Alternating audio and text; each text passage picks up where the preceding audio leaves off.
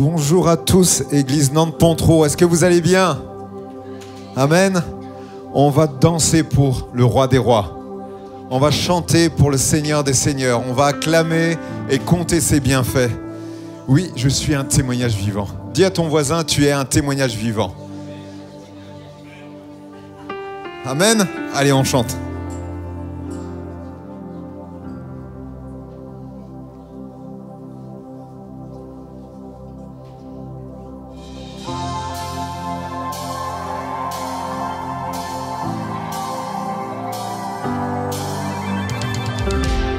Rechercher à vivre pour moi-même. J'ai tenté de combler mon cœur en peine. Tu es venu vers moi, tu m'as montré la voie. Maintenant je veux suivre tes pas. Je suis un témoignage vivant. Non, rien ne sera plus comme avant. J'ai changé de direction quand nos cœurs sont centrés en collision. Tu es ma révolution, la vie comme je l'ai toujours rêvé. J'ai changé de direction quand nos cœurs sont entrés en collision. Tu es ma révolution, la vie comme je l'ai toujours rêvé. On danse.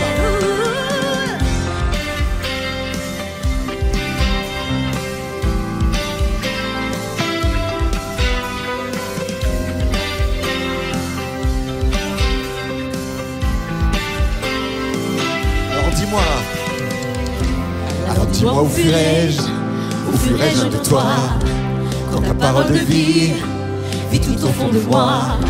Mon cœur bat sur le rythme du ciel. Je fixerai les yeux sur l'essentiel. Je suis un témoignage vivant. Non, rien ne sera plus comme avant. J'ai changé de direction quand nos cœurs sont centrés en collision. Tu es ma révolution, la vie comme je l'ai toujours rêvé. J'ai changé de direction quand nos cœurs sont centrés en collision. Tu es ma révolution, la vie comme je l'ai toujours rêvé.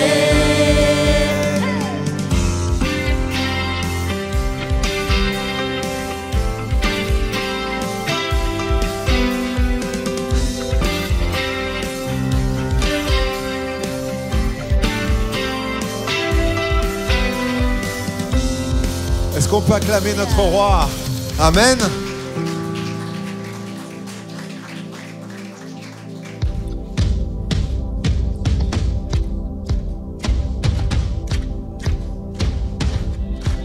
Est-ce qu'on peut taper des mains?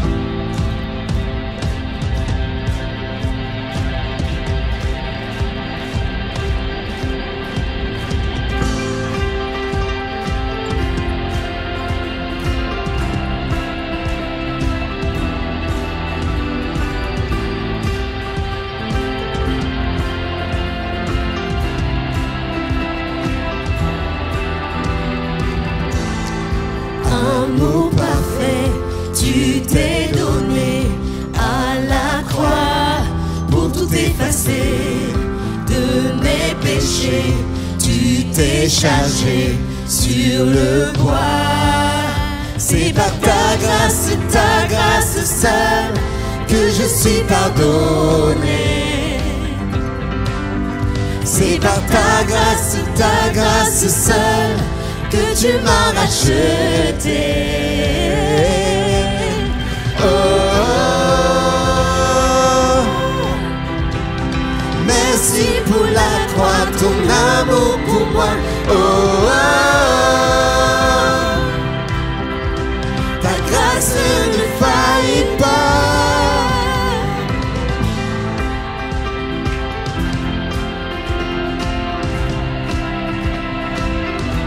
pourrait. Rien ne pourrait me justifier. Ton pardon est immérité. Tous mes efforts ne suffiraient à me sauver. C'est par ta grâce seule que je suis pardonné. C'est par ta grâce seule que tu m'as racheté. Oh, oh, merci pour la foi, ton amour pour moi. Oh, oh, ta grâce ne faillit pas. Oh, oh, merci pour la foi, ton amour pour moi. Oh, oh,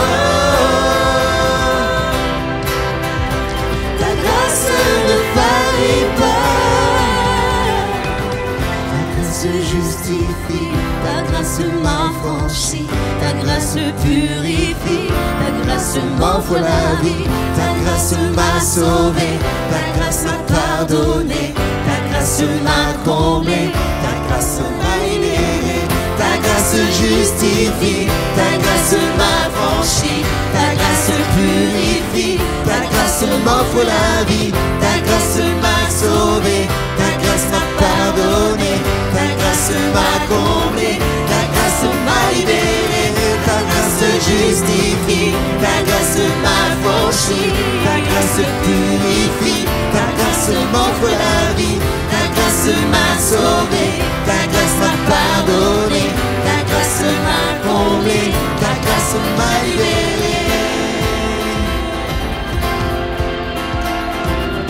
Amen. Nous sommes sauvés par grâce. Est-ce que vous aussi vous êtes sauvés par grâce? Qui est sauvé par grâce ce matin? Levez la main bien haut. Bien haut, bien haut, bien haut, plus haut que ça encore. Est-ce qu'on peut rester les mains levées comme ça vers le roi des rois? Je suis sauvé. On n'a pas honte de témoigner, de dire même dans l'église que je suis sauvé. Amen.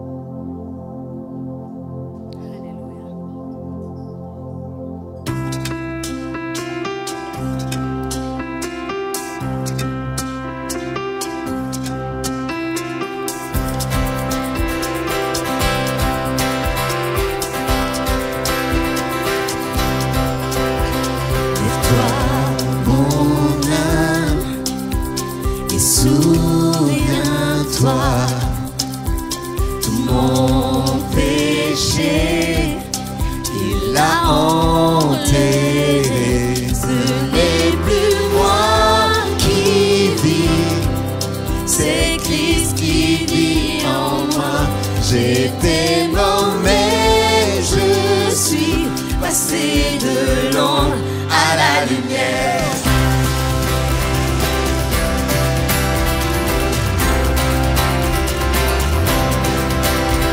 Je ne peux vanter que de la croix où mon sauveur s'est offert pour moi.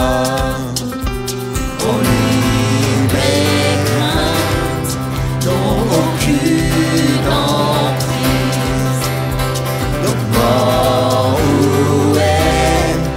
où est ta victoire? Ce n'est plus moi qui vis, c'est Christ qui vit en moi.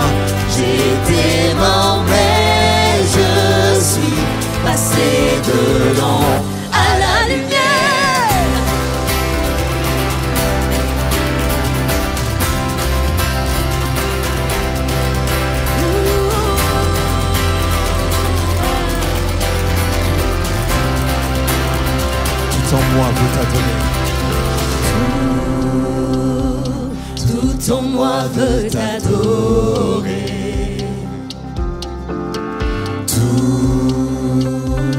Tout en moi veut t'adorer.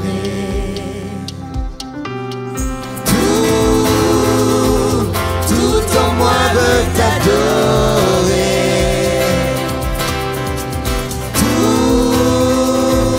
Tout en moi veut t'adorer.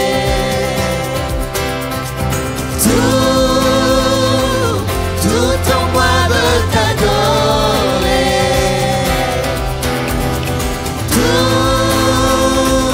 Tout en moi veut t'adorer. Ce n'est plus moi qui vis, c'est Christ qui vit en moi. J'étais mort mais je suis passé de l'ombre à la lumière.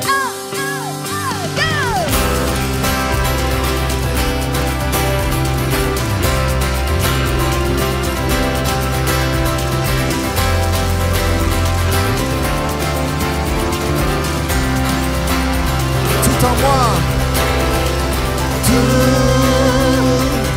Tout en moi veut t'adorer.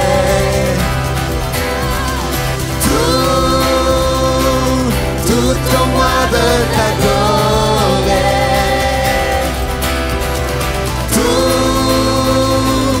Tout en moi veut t'adorer.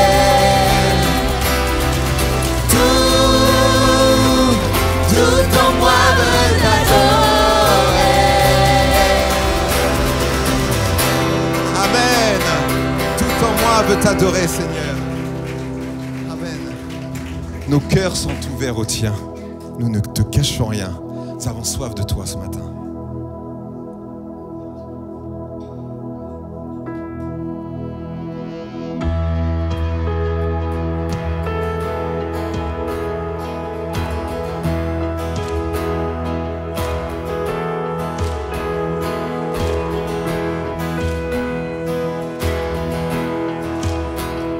Que nos chants soient comme un signe, nos louanges, un accueil.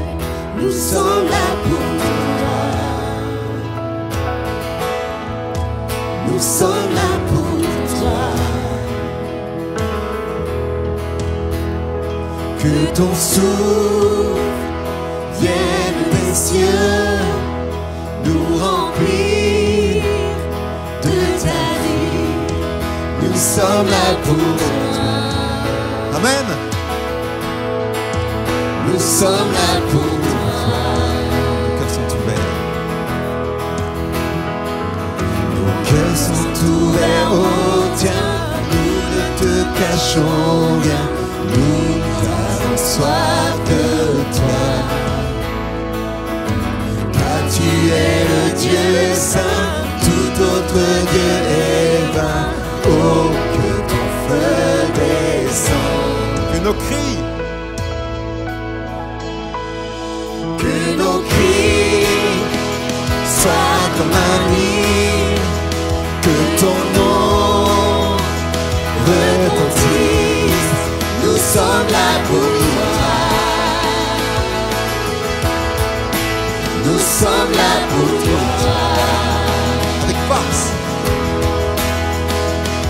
Avec force, dis un seul mot et les morts revivront. Nous sommes là pour toi. Nous sommes là pour toi. Nos cœurs sont ouverts au tien. Nous ne te cachons rien. Nous avons soif de toi. Car tu es le Dieu saint. Tout autre Dieu est vain. Oh, que ton feu descende. Nos cœurs sont ouverts au tien. Nous ne te cachons rien. Nous avons soif de toi. Car tu es le Dieu saint. s'élève, oh, que ton feu descend. Est-ce que vous avez soif de Dieu ce matin? Amen. Alors nous allons accueillir le roi des rois, le Seigneur des seigneurs en ce lieu. Amen. Est-ce que vous êtes d'accord pour accueillir notre roi?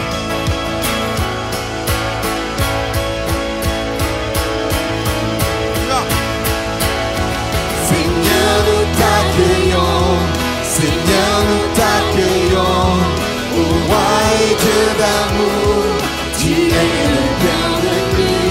Seigneur, nous t'accueillons, Seigneur, nous t'accueillons, ô roi et Dieu d'amour, tu es le bienvenu. Que notre cœur t'adore et toute âme s'éveille. Ô roi et Dieu d'amour, tu es le bienvenu. Que notre cœur s'adore et toute âme s'éveille. Ô roi et Dieu d'amour, tu es le bienvenu. Est-ce qu'on peut l'acclamer ce matin et le louer et l'adorer, Seigneur? Nous t'adorons, tu es le bienvenu ce matin. Dans nos cœurs, dans nos vies, prends la place. Prends la première place, Seigneur Jésus. Tu es un Dieu jaloux, Seigneur. Tu ne partages pas. Non, Dieu ne partage pas. Il veut tout.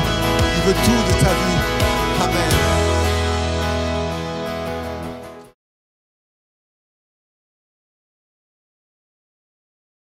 Vous pouvez prier dans votre cœur que les choses changent. Et c'est la raison de notre présence dans la présence de Dieu. C'est que nous pouvons. Et c'est même notre devoir de déposer les fardeaux, les soucis, les inquiétudes au pied de la croix. Amen. Nous accueillons les frères, les sœurs, particulièrement ceux qui nous visitent pour la première fois. Soyez les bienvenus, amen. Soyez les bienvenus au milieu de nous, soyez les bienvenus dans la présence de Dieu, amen. Et ceux qui nous regardent sur les réseaux sociaux, nous les saluons et nous réclamons la bénédiction sur leur vie. Et comment ne pas partager notre joie de voir le Seigneur Jésus à l'œuvre? Je disais au premier culte que le jeûne et prière a cet effet, c'est que ça ouvre les écluses des cieux, mais ça dérange l'ennemi. Ça dérange l'ennemi. Et pas plus tard qu'hier, Karim m'a laissé un message en disant « J'amène ma femme brutalement à l'hôpital ». Et il a passé toute la nuit à l'hôpital. Après examen, ils ont cherché. Et ils n'ont rien trouvé. On l'a libéré ce matin. Et le frère devait partir en mission et s'était arrêté depuis longtemps. Comme quoi, oui,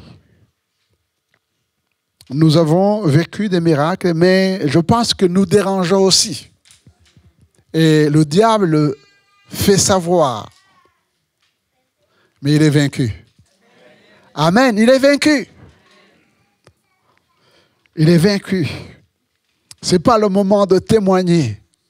Mais nous aurons l'occasion de témoigner de comment, effectivement, Dieu a accompli des prodiges, des miracles, mais comment nous avons été attaqués pendant ce temps de jeûne et prière. 5 jours dans la présence de Dieu où je partage avec ceux et celles qui n'étaient pas là les grands sujets de prière mardi soir. Nous sommes repentis. En s'appuyant sur la prière de Néhémie,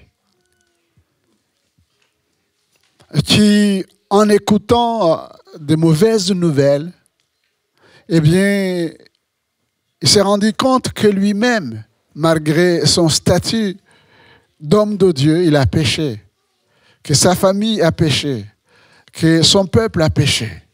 et qu'ils ont besoin de revenir avec un esprit de repentance. Un esprit de repentance. Et nous l'avons fait. Et nous continuons à le faire. Le deuxième jour, nous avons mis l'accent sur l'évangélisation. Le salut des âmes. Ceux qui viennent dans l'église, que ce soit les enfants, les ados, les jeunes, les adultes, les personnes âgées, ceux qui ne connaissent pas le Seigneur. Mais nous sommes placés ici à Nantes. Dieu l'a voulu ainsi. Et nous désirons le salut des âmes de toutes les personnes qui sont ici à Nantes. D'autres églises comme la nôtre prient, intercèdent pour le salut des âmes. Et ça, quand on est enfant de Dieu, eh bien, c'est quelque chose, ce n'est même pas, voyez-vous, chers frères et sœurs, c'est pas quelque chose que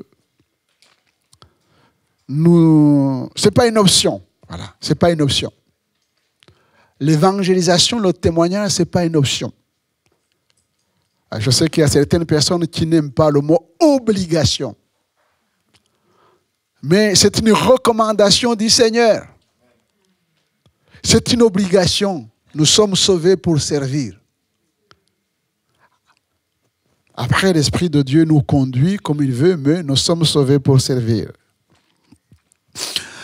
Le troisième jour, nous avons pris le temps de regarder tous les services de l'Église en disant, Seigneur, nous avons besoin de toi. Vous savez, dans les machines, il faut souvent mettre un peu d'huile. Sinon, si vous ne mettez pas, vous sentez des bruits ça sonne faux. Mais dans l'église aussi, c'est la même chose. Quand vous travaillez ensemble, vous avez besoin de l'huile et de l'esprit. Vous avez des caractères, des tempéraments différents. Mais ça, ce n'est pas un problème. Parce que nous sommes uniques. Dieu nous a créés uniques. Il nous connaît. Mais en lui, nous sommes devenus un. Enfants de Dieu. Cette unité-là, là aussi, c'est une autre obligation. Pour que les choses marchent dans l'Église, il faut que nous soyons unis. Et nous avons prié pour la grâce de Dieu, l'onction de Dieu sur les différents services, afin que nous puissions servir le Seigneur avec joie.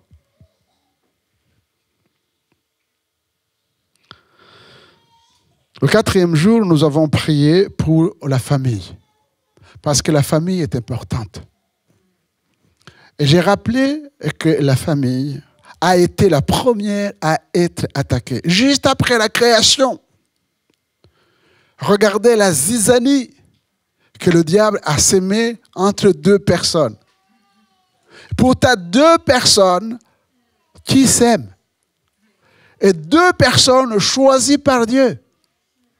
Là, on ne peut même pas dire « je me suis trompé ». Des fois, si après 1 an, 2 ans, 3 ans, 10 ans de mariage, vous dites que vous êtes trompé pour toute la vie. Il faut continuer. Il faut compter sur la grâce de Dieu. C'est très simple de dire maintenant, tu prends ton chemin, je prends le mien. Non. Mais je parle des enfants de Dieu. Et après même, eh bien, le diable s'est attaqué aux enfants. Le premier assassinat, ça s'est passé dans la première famille. Caïn s'est jeté sur son frère. Eh bien, ne pensez pas que la famille, nos familles, la famille de nos frères et sœurs, ont besoin d'être protégés par le sang de Jésus. Et c'est notre rôle de prier pour nos familles. Et le dernier jour, nous avons mis l'accent sur la construction de cette église. Nous sommes le temple de Dieu, c'est vrai. Mais ne pensez pas que c'est quelqu'un d'autre qui va bâtir cette église. Si nous nous levons tous d'un même cœur et que chacun donne selon les moyens qu'il a, mais avec cette générosité, comme notre frère vient de le dire, en s'appuyant sur la parole de Dieu, oui, ceux qui nous ont précédés par la foi, ils ont acheté ici. Et ne pensez pas que c'était facile pour eux à cette époque. On peut penser en disant, mais à cette époque, c'était les francs, les francs français, je ne sais pas quoi. Et maintenant, ce sont des zéros, ça coûte plus cher. Non, ils ont fait un acte de foi et regardez. Mais nous pouvons faire mieux avec la grâce de Dieu. Et nous avons prié pour que nous puissions justement réaliser ce projet. Pas pour nous, parce que quand vous le voyez, eh bien, on se rend compte qu'on a besoin d'élargir notre tente. Et Dieu nous a bénis. Que l'ennemi ne soit pas content, ça, ce n'est pas une surprise, on le sait. Mais il grince les dents, il est vaincu. Il est vaincu et nous sommes vainqueurs.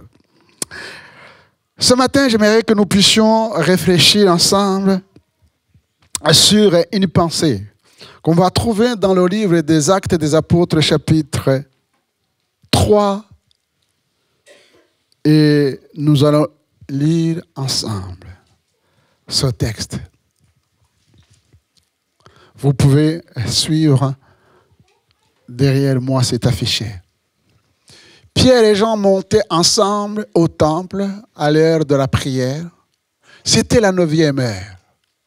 Il y avait un homme boiteux de naissance qu'on portait et qu'on plaçait tous les jours à la porte du temple après la belle, pour qu'il demandât l'aumône à ceux qui entraient dans le temple. Cet homme voya Pierre et Jean qui allaient y entrer, leur demanda l'aumône. Pierre, de même que Jean, fixa les yeux sur lui et dit « Regarde-nous ».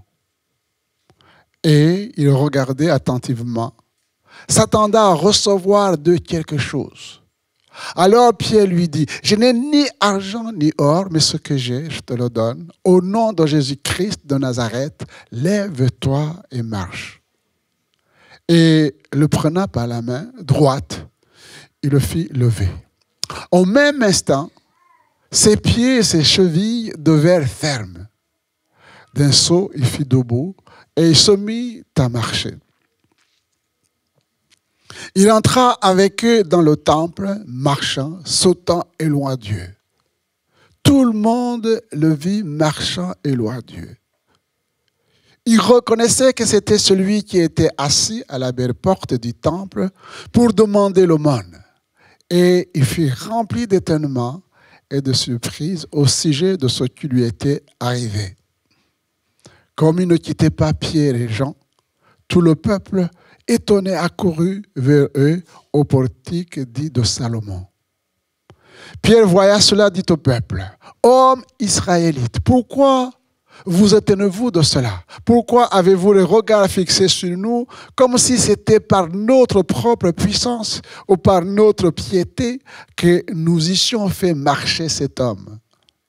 Le Dieu d'Abraham, d'Isaac et de Jacob, le Dieu de nos pères, a glorifié son serviteur Jésus, que vous avez livré et renié devant Pilate, qui était David qu'on le relâcha. On peut ajouter le verset 14 que je n'ai pas mis.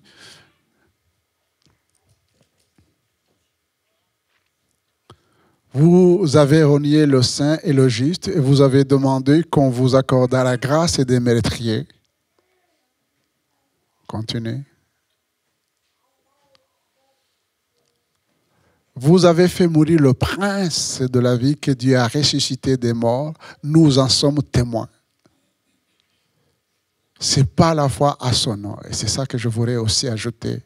Ce n'est pas la foi en son nom, que son nom a raffermi celui que vous voyez et connaissez. C'est la foi en lui qui a donné à cet homme cette entière guérison en présence de vous tous. Que le nom du Seigneur soit béni. Le thème. Je n'ai ni or ni argent, mais ce que j'ai, je te le donne. Je n'ai ni or ni argent.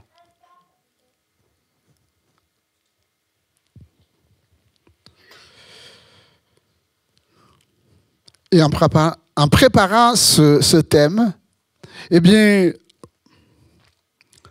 je me suis posé la question. Comme un homme qui vit sur la terre, je ne suis pas constamment dans l'espace, dans les lieux célestes. Je partage la vie avec mes compatriotes qui vivent autour de moi. Je regarde l'actualité. Je vis les choses. Alors, face aux besoins du monde et à la souffrance de l'humanité, qu'est-ce que vous avez? Qu'est-ce que nous avons à offrir? Voilà ma question. Qu'est-ce que vous avez? Qu'est-ce que nous avons? Et nous avons ici l'homme de Dieu, Pierre, regardant cet homme, face à cet homme qui exprimait un besoin. Et lui va dire, je n'ai ni argent ni or.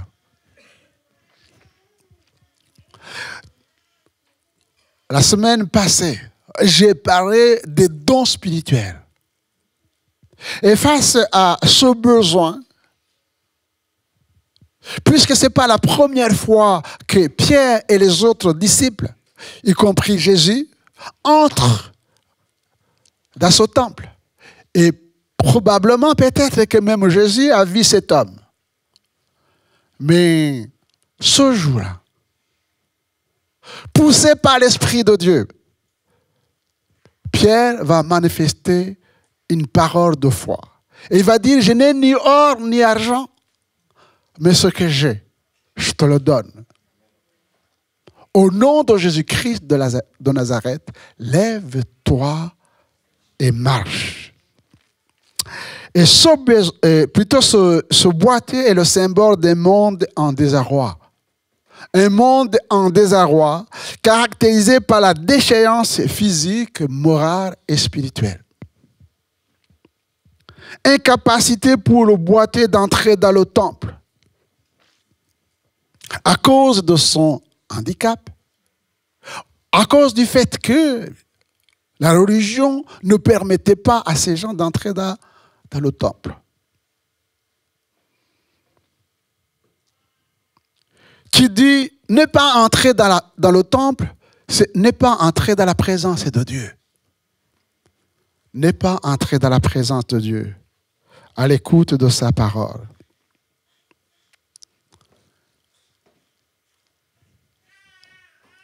Réfléchissons ensemble. Quelles sont les choses, les situations, les événements qui empêchent les hommes et les femmes de croire en Dieu? À la lumière de cet exemple biblique, quelles sont les choses, les événements, les circonstances, les situations qui empêchent les hommes et les femmes de croire en Dieu, à son existence, à son amour, et d'accepter Jésus comme Sauveur et Seigneur? On peut, par exemple, parler de l'ignorance. Malgré qu'il y a des réseaux sociaux, il y a encore peut-être des hommes et des femmes qui ne connaissent pas le Dieu vivant et vrai, qui sont dans l'ignorance. Et comment ces hommes et ces femmes connaîtront-ils le Sauveur? Mais nous avons aussi les gens qui sont incrédules. L'incrédulité. Vous témoignez, mais les gens restent incrédules.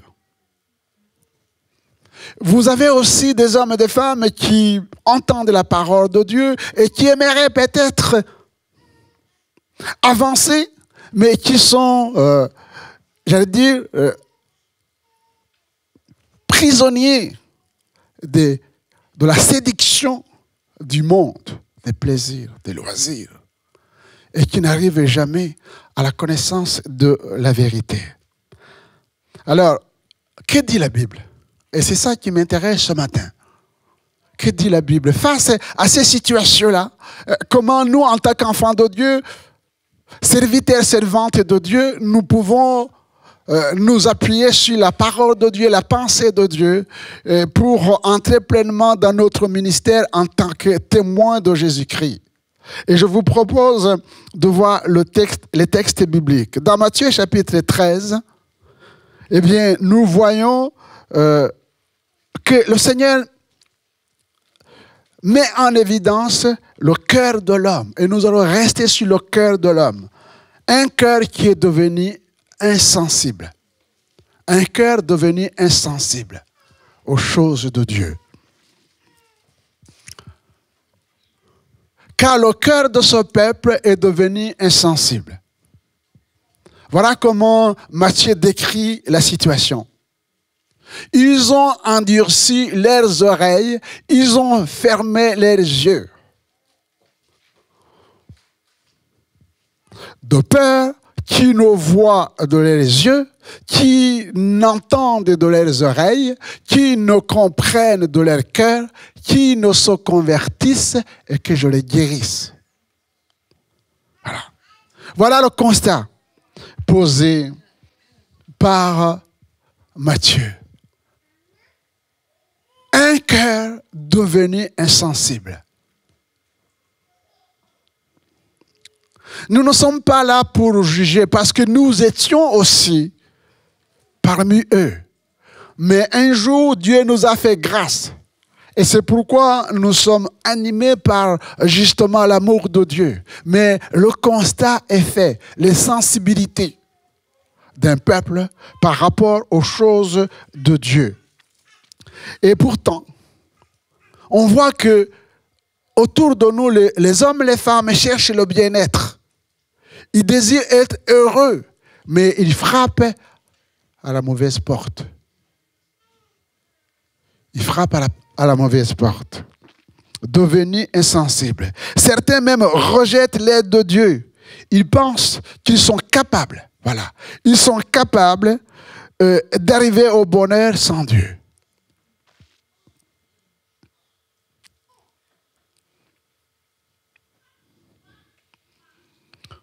Ou alors, dans les souffrances, il y a ceux qui jettent la faute à Dieu. Oui.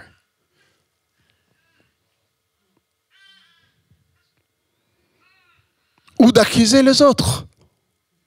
Mais je pense qu'en ce qui nous concerne, eh bien, le Seigneur nous demande à être responsables, à reconnaître les temps de nos cœurs. Et s'il y a des choses à changer, eh bien, de nous adresser au Seigneur. Et je dirais, Seigneur, donne-moi un cœur sensible. Sensible à ta parole. Sensible à ta présence. Sensible à ce que tu veux me dire. Un cœur devenu insensible. Le deuxième point, c'est dans Ésaïe chapitre 29, verset 13. On voit comment la parole de Dieu nous aide à progresser dans la compréhension des cœurs, à commencer par le nôtre et à commencer justement par le cœur des autres puisque nous sommes appelés à être des témoins. Dans Ésaïe chapitre 29, eh bien, le Seigneur dit, quand ce peuple s'approche de moi, alors, ils sont sortis de l'ignorance, ils sont venus vers Dieu. Mais voilà ce que le Seigneur reproche à ces gens qui s'approchent. Il dit, ils m'honorent de la bouche et des lèvres, mais son cœur, voilà, son cœur, voilà ce que le Seigneur cherche. Il met l'accent. Mais son cœur est éloigné de moi. Et la crainte qu'il a de moi n'est qu'un précepte de tradition humaine. Voyez-vous, chers frères et sœurs, Je pense qu'il faut peut-être sortir de l'arrogance des pentecôtistes évangéliques qui pourraient penser que c'est dans d'autres religions qu'il y a des traditions. Les gens font des choses par tradition, on l'a dit. Et si moi je venais ici par tradition, si je chantais par tradition, on arrive à s'habituer à ces choses et à perdre le sens. Et le Seigneur dit une chose intéressante. Ce ne sont pas les gens qui sont dans l'ignorance. Ce sont des gens peut-être qui ont été touchés, mais qui viennent, dont le cœur n'est pas tout entier à Dieu. Et cela me rappelle à cette parole où le Seigneur dit, mon fils, ma fille, donne-moi ton cœur. Amen. Donne-moi. Est-ce que vous avez donné votre cœur? Ceux qui ont donné le cœur, qui lèvent la main. Eh bien, si vous n'avez pas donné votre cœur, c'est aujourd'hui. C'est aujourd'hui. Ne soyez pas insensibles. Ne venez pas par tradition. Mon fils, ma fille, donne-moi ton cœur afin que ton cœur se plaise dans mes voies. Que je me révèle à toi.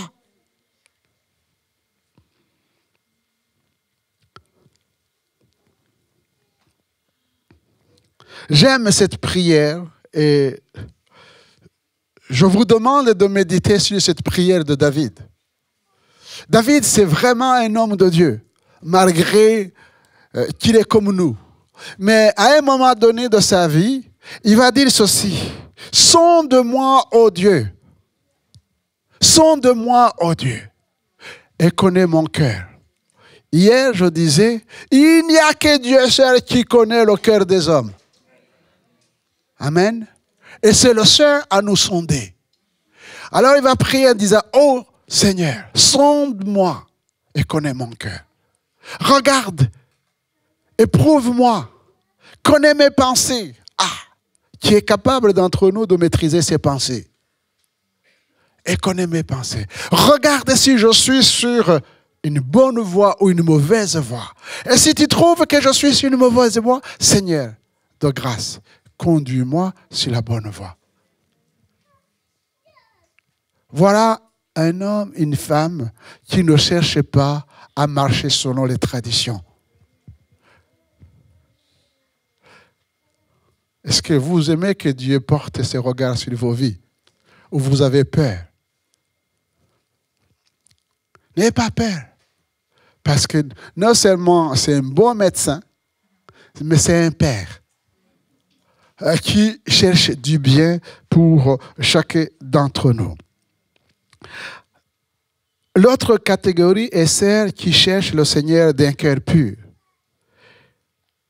Actes chapitre 8, verset 29. Ce n'est pas un cœur dur, insensible, ou un cœur qui vient par tradition. Mais cette fois-ci, nous avons un cœur pur. Un cœur pur. L'Esprit dit à Philippe, avance et approche-toi de ce char.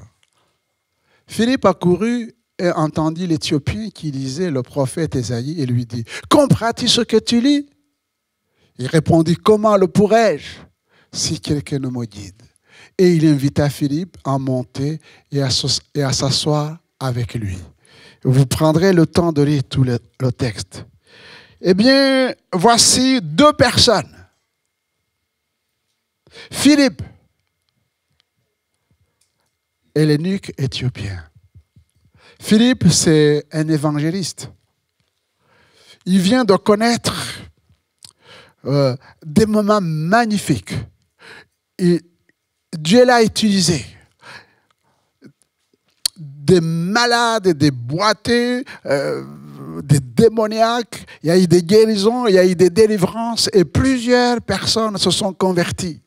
Je dirais qu'il y avait un travail extraordinaire. Et voilà, peut-être qu'au moment où il doit s'occuper de ces centaines de gens, l'Esprit lui dit, mais lève-toi. Va vers une seule personne. Voilà la sensibilité de l'esprit. Et je me suis posé la question, en tant que serviteur, est-ce que moi j'aurais été sensible à cette parole? Alors que, eh bien, il y avait des besoins quand même. Il y avait des besoins. Des gens qui viennent à peine de se convertir, ne connaissent pas le Seigneur, ils ont besoin d'être entourés. Mais l'Esprit lui dit, mais lève-toi. Va vers cette personne. Est-ce que nous avons tous cette oreille capable d'écouter Dieu et d'être sensible à ce qu'il nous dit qui est contraire à ce que nous voulons? À ce que nous voulons. Va. Parce que cet homme, l'eunuque éthiopien, on met l'accent, mais ce n'était pas n'importe qui. C'était le ministre des Finances de son pays, un prosélyte, qui était venu à Jérusalem pour écouter la voix de Dieu. Et qui ne pouvait pas, comme le boiteux, entrer dans la présence de Dieu parce que c'était un eunuque, un étranger. Mais Dieu a vu cet eunuque, Dieu a vu cet étranger et il a suscité l'homme de Dieu, Philippe, pour que lui aussi connaisse la vérité. Voyez-vous, chers frères et sœurs, au moment où le monde met les barrières entre nous, hommes et femmes, où on a peur des autres, l'homme de Dieu, la femme de Dieu, doit être sensible à l'Esprit de Dieu. Quand la Bible dit il n'y a ni juif ni grec, il n'y a ni païen, ni circoncis, ni incirconcis, ni homme, femme. C'est-à-dire qu'en Christ, il ne doit pas avoir des barrières d'aller vers l'autre pour annoncer l'évangile. Pour annoncer l'évangile. Et ce que nous retenons de ces cœurs purs, que ce soit l'Éthiopien ou Philippe, c'est qu'on voit Philippe qui écoute, soit sensible à l'Esprit de Dieu. Et cet homme, lui aussi, qui était sensible à la parole de Dieu, mais qui était dans l'incapacité de comprendre les textes bibliques, eh bien, le Seigneur lui envoie un serviteur de Dieu pour l'aider. Et il faut être humble pour demander de l'aide. Parce que quand l'homme de Dieu va frapper à la porte de ce char, et parce qu'il a entendu, il lisait à haute voix, nous dit la parole de Dieu. Et Philippe va lui poser la question, comprends-tu ce que tu lis? Et l'autre dit, mais comment pourrais-je comprendre s'il n'y a pas quelqu'un pour m'aider? Comment les gens connaîtront-ils Christ si l'évangile n'est pas annoncé? Si l'évangile est annoncé, comment les gens comprendront Christ s'il n'y a pas les gens pour les aider? Et là, il n'est pas question d'hommes et de femmes. Il est question des serviteurs, des servantes sensibles à l'Esprit de Dieu pour aller vers les autres, porter l'évangile. L'eunuque éthiopien va tendre la main. Il va dire, oui, monte, viens. Et la Bible nous dit que Philippe va parler de Jésus. Dans la deuxième épître de Paul aux Corinthiens, Paul va dire une chose. Il va parler des armes. Et il va dire, car les armes avec lesquelles nous combattons ne sont pas charnelles. Amen. Car les armes avec lesquelles nous combattons, c'est un combat spirituel. Pour un combat spirituel, il faut avoir les armes spirituelles. Il dit, ces armes ne sont pas charnelles. Par la vertu de Dieu, elles sont puissantes pour renverser les forteresses. Amen. Renverser les forteresses. Et il va préciser, nous renversons les raisonnements et toute hauteur qui s'élève contre la connaissance de Dieu et nous amenons toute pensée captive à l'obéissance de Christ. J'ai appris, je ne sais pas si c'est vrai, que les Occidentaux, en particulier les Français, ils sont cartésiens. Est-ce que c'est vrai? Cartésiens. C'est déjà qui raisonnent. C'est bien de raisonner. Ce n'est pas un défaut. Non, ce n'est pas un défaut. Ils raisonnent. Ils raisonnent. Mais le vrai problème, c'est qu'ils raisonnent trop. Voilà. Ils raisonnent trop jusqu'à considérer que le raisonnement est au-dessus de Dieu. C'est ça le problème. Ce n'est pas le problème, ce n'est pas de raisonner. Parce que la raison, c'est aussi un don de Dieu. L'intelligence, c'est un don de Dieu. Mais ce qui est dénoncé, c'est de raisonner et que la raison soit supérieure à l'esprit. Vous avez bien compris? Et Paul va dire ceci. Notre horreur et les armes que le Seigneur nous a données, c'est de renverser ces forteresses que nous avons partagées, l'ignorance et l'incrédulité, les traditions, toutes ces choses qui s'élèvent contre la connaissance de Dieu, et nous amenons toute pensée captive à l'obéissance de Christ. À l'obéissance de Christ. Et ça commence par l'Église. Nous ne pouvons pas choisir ce qui nous plaise en disant, je fais ça, mais ça, je l'écarte. Et ça veut dire qu'à ce moment-là, votre Bible ne sera plus entière. Donc vous allez choisir ce qui vous plaît, et ce qui ne vous plaît pas, vous allez laisser de côté. C'est pas ce que dit la Bible. Nous renversons les forteresses. Je vous donne un exemple. Vous prendrez le temps de lire 1 Samuel, chapitre 2, verset 17. Ces jeunes gens, et si vous voulez comprendre, ces jeunes gens, vous lirez le texte, se rendaient coupables devant l'Éternel d'un très grand péché parce qu'ils méprisaient les offrandes de l'Éternel. Parce qu'ils méprisaient les offrandes de l'Éternel.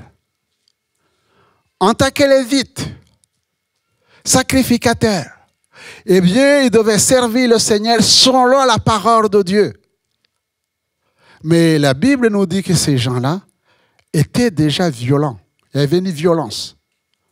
Et ils faisaient ce que la Bible ne recommandait pas. Et il y a des précisions. Il dit non seulement ces gens étaient violents, ces fils du sacrificateur Élie, qui eux-mêmes sont devenus sacrificateurs, il dit, dans le temple, ils couchaient avec les femmes. Péché d'adultère. Mais ce que le Seigneur pointe, c'est deux choses. C'est d'abord ces personnes-là, ces deux serviteurs, mais c'est le Père. C'est le Père qui les avait laissés entrer dans le service et qui voyait ce qui se passait. Même s'ils ne voyaient pas, entendaient, parce que les gens venaient se plaindre auprès du Père en disant « Mais tes enfants ne font pas les choses conformément à la parole de Dieu. » Quel était le rôle du Père? Ce n'est pas simplement de dire, vous lisez le texte, « Ah, mon fils, j'ai entendu dire que les choses que vous faites, oh, ce n'est pas bien. » Mais ce n'est pas ça que l'Éternel lui disait. Ce n'est pas de dire que ce n'est pas bien. À partir du moment où les fils ne changeaient pas, il fallait les destituer. Vous me comprenez? Ils n'avaient plus de ministère. Ils n'avaient plus de ministère. À partir du moment où un serviteur de Dieu, c'est pour nous dans le charte des assemblées de Dieu, il y a des fautes qu'on appelle des fautes graves, qui fait que désormais, je veux juste vous citer que deux. Tu les fais, tu es destitué, tu n'es plus pasteur. La première chose, c'est l'adultère. Un pasteur couche avec la femme de quelqu'un, il n'est plus serviteur.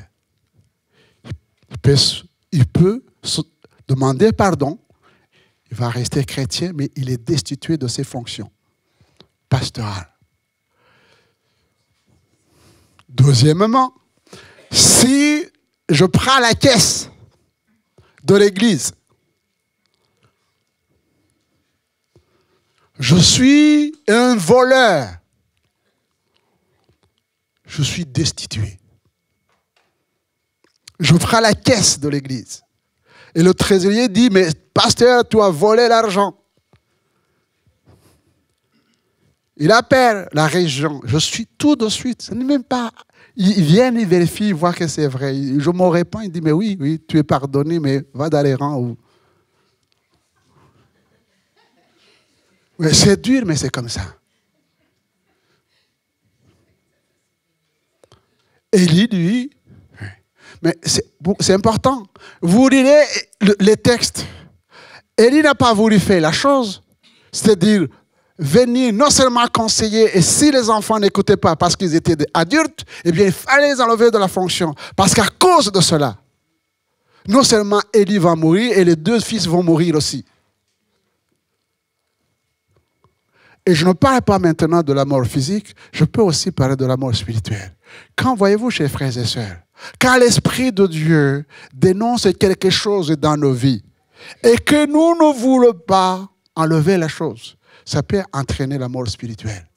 Et ce n'est pas la volonté de Dieu. Ce n'est pas la volonté de Dieu. Soyons humbles. Et avant d'amener toute pensée captive à l'obéissance de Christ, il faut que notre pensée soit soumise à Christ. Et c'est ce qui s'est passé avec Pierre. C'est bien quand nous voyons Pierre poser un acte de foi, une parole de foi en disant « Je n'ai ni or ni argent, mais ce que j'ai. » N'oubliez pas que Pierre, eh bien, c'est celui qui a coupé l'oreille du serviteur, du sacrificateur qui était venu arrêter Jésus. Vous pensez que c'était dans la volonté de Dieu de couper l'oreille? Oh, Jésus ne l'a pas remercié. J'ai eu l'occasion de parler de ces choses-là, ici. Et je me suis dit, mais comment se fait-il que Pierre avait gardé toujours la petite épée avec lui? Il était converti, mais il savait s'en servir dans le passé, mais il avait toujours son épée. Et lui, il a tiré, il a coupé l'oreille.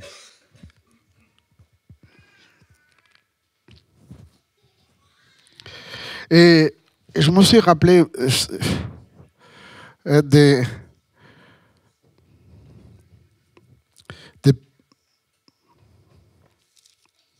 paroles que j'avais apprises il y a quelques années en arrière concernant Kipling, qui disait que la parole, c'est une épée. C'est une épée. Plus tranchante, une épée. Et la blessure de cette épée, l'épée, la parole. Il dit, il blesse, il fait mal. Et ça dure au fond du cœur. La blessure extérieure, ça peut se soigner. Mais une mauvaise parole, ça blesse. Mais à partir de ce moment-là, la Bible nous dit qu'il suivait de loin le Seigneur. Et quand Jésus a été arrêté, eh bien, Pierre l'a trahi, l'a renié et abandonné. Mais entre-temps, il a été changé. C'est là où je voulais en venir. Malgré qu'il a fait ces choses-là, Jésus l'a visité après la résurrection. Il a réhabilité. Et le voilà maintenant lui-même, changé, transformé, recevant Christ et l'Esprit de Dieu. Il peut maintenant arriver devant quelqu'un, garder cette sensibilité, entendre la voix de Dieu et dire « Je n'ai ni or ni argent ». C'est le désir de Dieu de nous changer, de nous transformer, de nous bénir et de nous équiper. Et il dira, comme l'apôtre Paul, j'ai été crucifié avec Christ, et si je vis, ce n'est plus moi qui vis, c'est Christ qui vit à moi. Voilà. Et on ne peut donner que ce qu'on a reçu. Amen. Voyez-vous, chers frères et sœurs, nous n'allons pas répéter cette parole. Mais je pense que face aux besoins du monde, le Seigneur désire nous qualifier, nous équiper, afin que nous puissions dire avec conviction, avec certitude, que Jésus est la solution de notre humanité. Que le nom du Seigneur soit béni. Amen. Père, nous te bénissons et nous te louons. Nous rendons grâce à ton nom. Merci pour ce que tu es et ce que tu fais dans nos vies. Purifie nos cœurs, purifie nos pensées. Et aide-nous, Seigneur, à te servir avec vérité, avec esprit de vérité et de lumière, dans le nom de Jésus. Amen.